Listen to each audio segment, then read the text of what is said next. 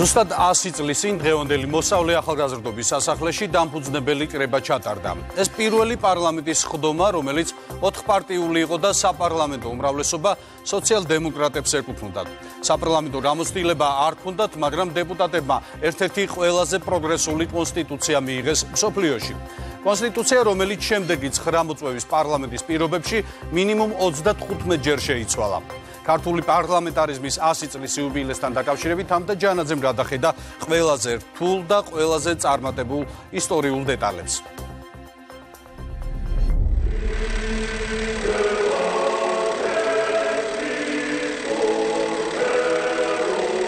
ყველაფერი ერთი საუკუნის წინ დაიწყო.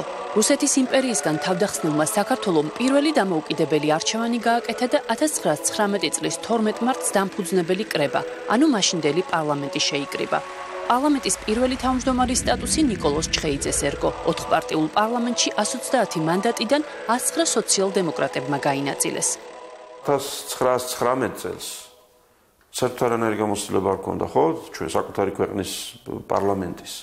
მაგრამ ის პირველი დამფუძნებელი კრება არჩევნების პატიოსნებითაც, არჩეული ხალხის დამოკიდებულებებითაც მრავალპარტიულობასთან და პარლამენტის როლთან და თავად პარლამენტის მიერ მიღებული გადაწყვეტილებებითაც გონია, რომ არის არამხოლოდ პირველი მოწვევის, არამედ ნომერი პირველი თავისი სტანდარტები. პირველმა ქართულმა პარლამენტმა ევროპაში ერთ-ერთი პირველი პროგრესული კონსტიტუცია იმ პირობებში მიიღო, როდესაც ქართული შეიარაღებული ძალები რუსულ არმიას თბილისის მისადგომებთან ებრძოდა.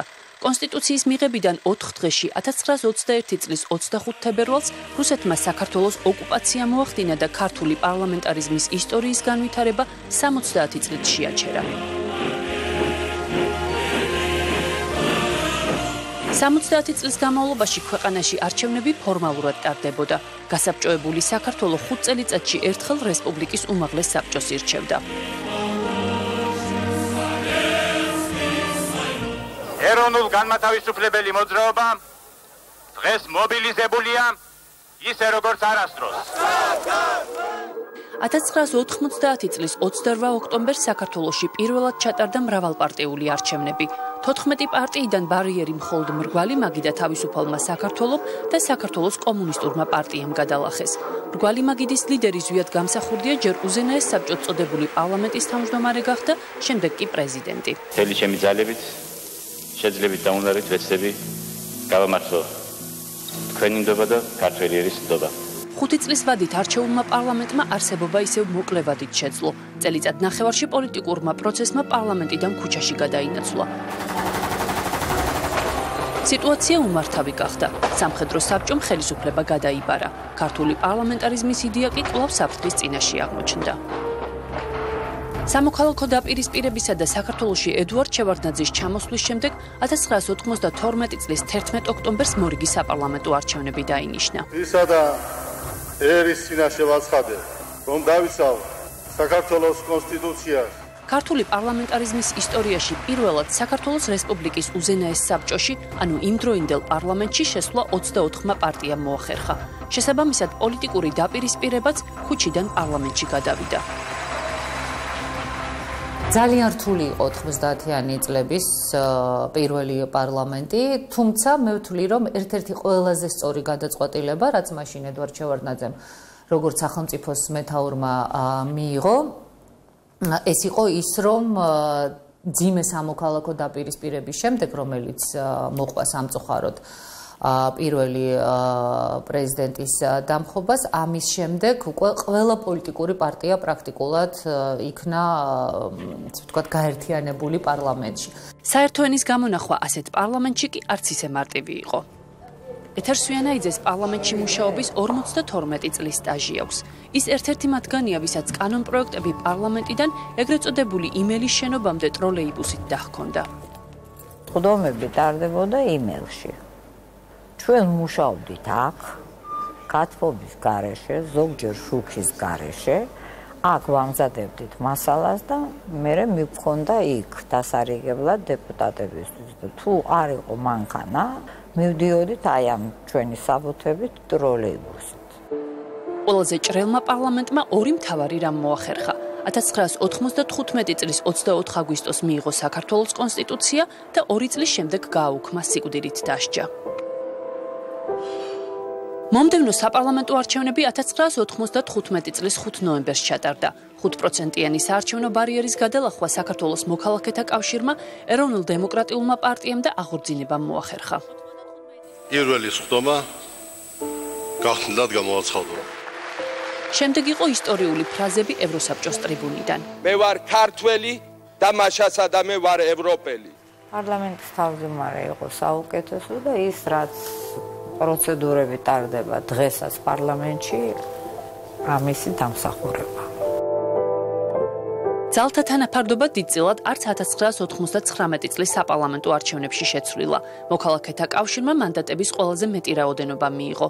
მას შემდეგ, რაც 2003 წლის 2 ნოემბერს საპარლამენტო არჩევნებში გამარჯვებულ პარტიად კვლავ მოქალაქეთა კავშირი გამოცხადდა, ოპოზიციამ ხელისუფლება არჩევნების გაყალბებაში დაადანაშაულა და აქციები დაიწყო.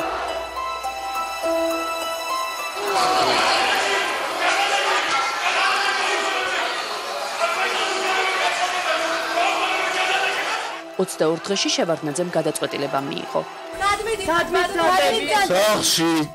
ვარდების რევოლუციით მოსულმა ხელისუფლებამ 2004 წლის 28 მარტს ახალი არჩევნები დანიშნა, რომელიც ნაციონალური მოძრაობა დემოკრატების გამარჯვებით დასრულდა. ღვთისა და ერის წინაშე ვაცხადებ, რომ დავიცავ საქართველოს კონსტიტუციას.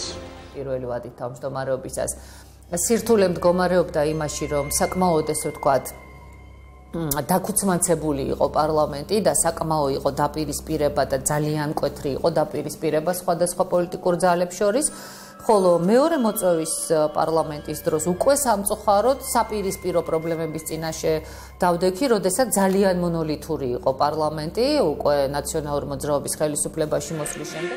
2004 წელს შეიცვალა საქართველოს სახელმწიფო დროშა, ჰიმნი და გერბი. პარლამენტის მონოლითურობა 2008 წლის საპარლამენტო არჩევნებზე კიდევ უფრო გამყარდა. 119 მანდატით ნაციონალურმა მოძრაობამ ხელისუფლება შეინარჩუნა. გაერთიანებულმა ოპოზიციამ კი კუთვნილ 18 საპარლამენტო მანდატზეც უარი თქვა და პარლამენტში არ შევიდა. მინდა რომ აი მთელი მსოფლიოს თვალწინ აი ეს მანდატი დავხუცო რა. პარლამენტში ნაციონალურმა მოძრაობამ საკონსტიტუციო უმრავლესობა მოიპოვა. საკანონმდებლო ორგანოს ხელმძღვანელი კი დავით ბაქრაძე გახდა. 2011 წლის საკონსტიტუციო ცვლილებების შემდეგ პარლამენტი ქუთაისში გადავიდა. ეს პარლამენტი იყო, მოდით ასე ვთქვათ, ომის შემდგომი პარლამენტი, რომელსაც ბუნებრივია უწევდა ასევე გარკვეული რეაბილიტაციაც დავარქვათ ამას, ამ პროცესში მონაწილეობა, შესაბამისად ომისა და რუსეთის ინტერვენციის შემდგომი და ფინანსური მსოფლიო კრიზისის ფონზეც ბევრი გადაწყვეტილება იქნა მიღებული, რაც სწორედ ამ მხრივ რაღაცნაირად შეამსუბუქებდა მდგომარეობას და მხარს დაუჭერდა ბუნებრივია მთავრობის ინიციატივებს. დამახასიათებელი იყო ალბათ და მნიშვნელოვანი ფაქტორი ის, რომ ამ პერიოდში დაიწყო გარკვეულწილად საპრეზიდენტო მმართველობის შესუსტება. სახელისუფლებო პარტიის 9 წლიანი მმართველობა 2012 წლის 1 ოქტომბრის საპარლამენტო არჩევნებით დასრულდა. რევოლუციებს შეჩოულმა საქართველომ ამჯერად ევოლუციური განვითარება გადაწყვიტა. ნაციონალურ მოძრაობა გადადის ოპოზიციაში. დამოუკიდებელი საქართველოს ისტორიაში ხელისუფლება პირველად შეიცვალა არჩევნების გზით. საქართველომ დემოკრატიის ტესტი ჩააბარა. ასე შეაფასა ეუთომ და ევროსაბჭომ 2012 წლის საპარლამენტო არჩევნები. დიდი მადლობა მინდა გადაუხადო ყველა ჩემს ხარდაჭერს. ყველას, ვინც მოახერხა დღეს და წარსულ დღეებში, რომ დამდგარიყო 3% სამშობლოს მომავლისათვის, დამდგარიყო ქვეყნის განვითარებისათვის. ერთმანეთის გვერდით დასკდნენ, თუმცა ქართული ოცნების და ნაციონალური მოძრაობის წარმომადგენლებს ურთიერთობა მაინც გაუჭირდათ.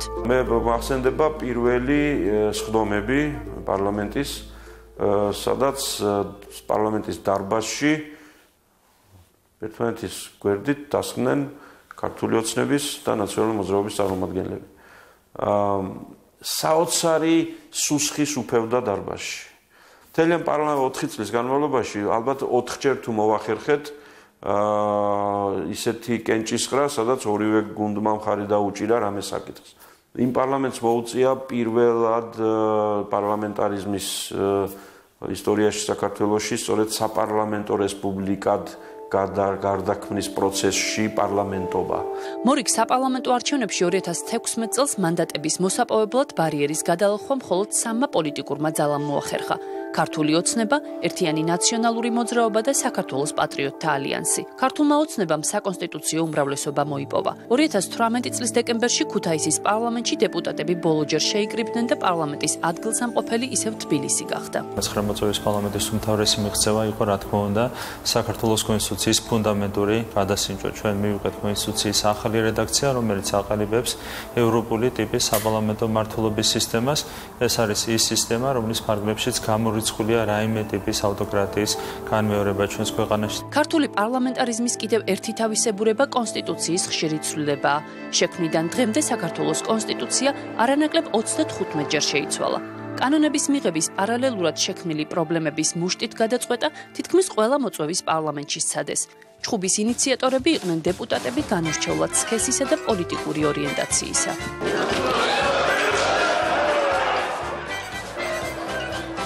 შეთუქნის ლომოშე თუ როგორ აი ფილმში ნუ პლეტაობ შეჩმორო მას დაუწიე ბიჭო და ყურები გამოიხიკე შენა მასხარა უთხარი შენი ოჯახის წევს მეცი ეხლა ჩხუბი ჯობია მე მგონი და მართლა უნდა დაგილეწოთ თავკმა ყველას თქვენ. მეათე მოწვევის პარლამენტი 2020 წელს შეიკრიბება. მანამდე კი პარლამენტის ყოფილი თუ ამჟამინდელი თავმჯდომარეების მოლოდინი ასეთია. მრავალპარტიულობა არის მხოლოდ და მხოლოდ გამოსავალი. მით უმეტეს მე არ ვიყავი მომხრე და დღესაც მიმაჩნია რომ ქვეყნისათვის არ არის სწორი საპარლამენტო მოდელის არსებობა. თუ პარლამენტის ჭერქვეშ ვერ მოახერხეთ ერთმანეთთან ლაპარაკი და ურთიერთობა და სახელმწიფოებრივ საკითხებზე ერთად მსჯელობა და გადაწყვეტილებების მიღება, მაშინ ეს ვერსად ვერ მოხერხდება. ჩვენ გვჭირდება, რა თქმა უნდა, ნაკლები პოლარიზაცია, ნაკლები აგრესია პოლიტიკურ სისტემაში და ამაზე თითოეულმა ჩვენგანმა უნდა ვისწრუნოთ. თუ პოლიტიკური პარტიები მეტი პასუხისმგებლობით მოიკედებიან, ამ ამოცანებს ამ შემთხვევაში ყველა მიზანი იქნება შესრულებული. ერთ წელიწადში მორიგ საპარლამენტო არჩევნებში გაირკვევა ქართული პარლამენტარიზმის განვითარებისთვის რა გზას აირჩევს საზოგადოება.